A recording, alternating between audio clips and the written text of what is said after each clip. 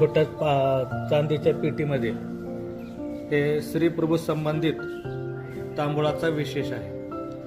श्री प्रभूभावाने साधा ऐसाला तांबूळाचा प्रसाद दिलेला. त्यानंतर ह्याच्यामध्ये आंबेनाथचे तांबे, हे बाजूला पाकळी आहे, त्याच्यामध्ये लोह नमस्कारी आहे आणि मध्यभागी गदो नायकांनी सर्वज्ञाची सुवर्णाने केलेली पूजा, ते सुवर्ण टिळा नमस्कारी आहे. सुवर्ण टिळा आहे.